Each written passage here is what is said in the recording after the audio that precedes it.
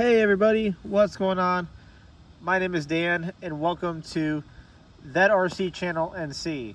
So I wanted to do a video here called 5 Things I Love About TT02s. So right here we have my son's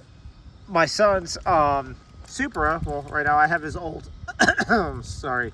I have his old school Subaru body on his Supra. I like this body because it's already beaten up a little bit, so if I crash it, it's not a big deal. But I don't crash. Lies, I do crash a lot. Anyways, 5 things I love about TT02s. Number 1, the body selection. You know, I'm sure you probably can do this with other remote control cars, but there seems to be nearly a body, like any body you want almost, for a TT02. I can go get my son's Supra body and it could be a Supra. I can go get his Subaru body and it could be a Subaru. The options are seemingly endless, and I know I shouldn't be trimming my body posts, but I like to do it because it makes it look clean. So let me get this clip that just went flying over here. So that's number 5, the body selection. Number 4, motor selection. You could darn near shove any kind of motor you want inside this car and make it go literally as fast as you want.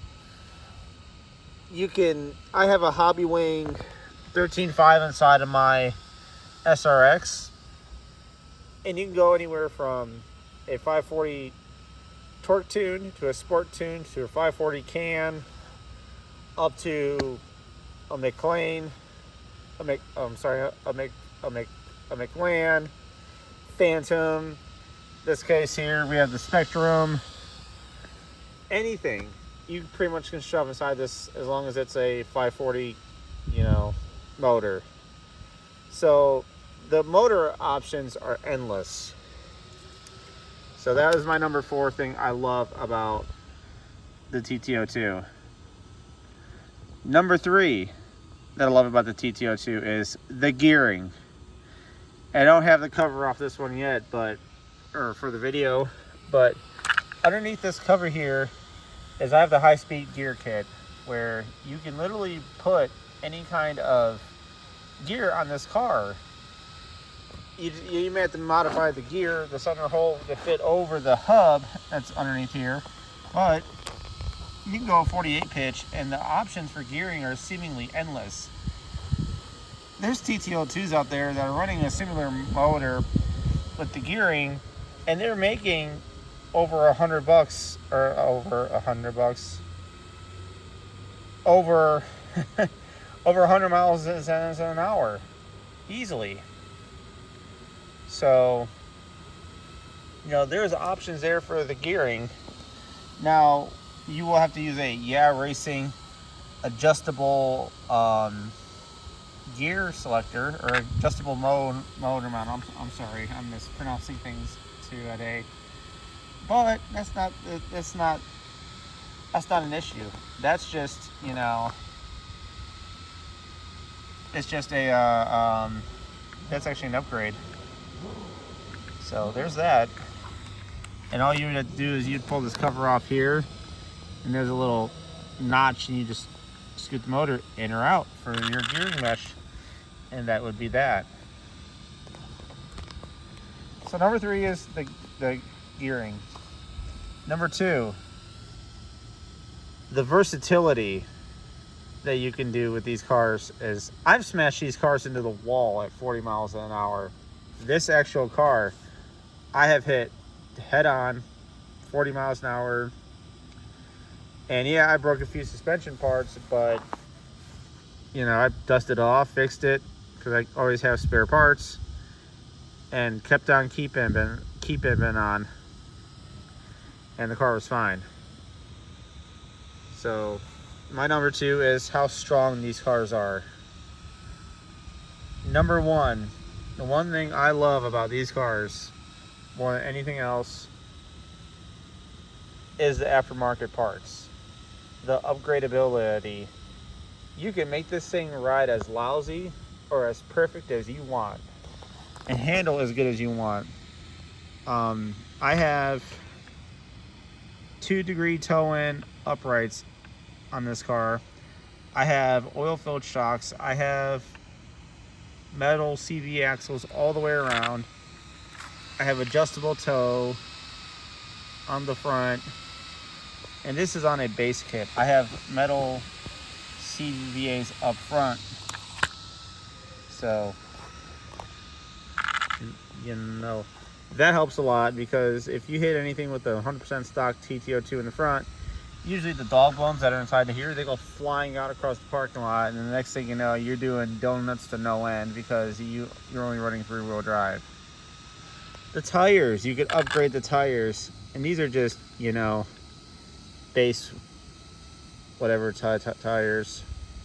I got them from the racetrack, but they're not the B3s that I usually run. I think they're just whatever while I was researching the tires.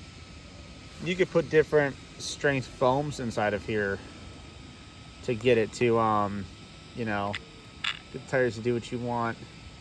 You can get different shocks. You could put TRF shocks on this car. You could put all aluminum parts on here, which I don't recommend. The plastic absorbs shock a lot better than aluminum does. I've seen some where they are 100% aluminum, and the minute they hit a pothole, you know, the aluminum breaks. So don't go all aluminum. If you see the Chinese all aluminum kits, I would run.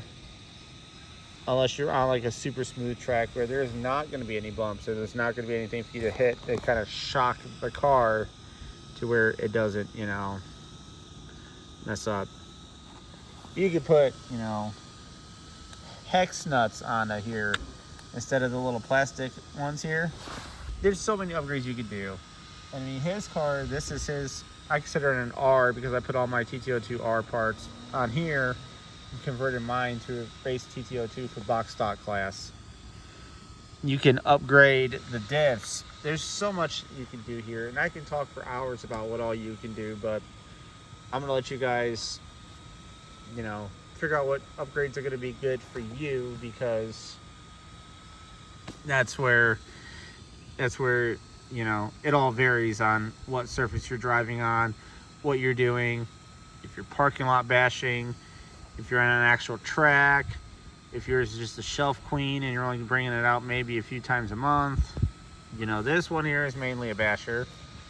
I will say that anybody that has these cars, these are my 3 upgrades that I would recommend you get. 1, ball bearings. Get the ball bearings. When you buy your brand new TT02, you're gonna get what they call plastic bearings. Throw those in the trash. You don't need them. Seriously, just don't use them.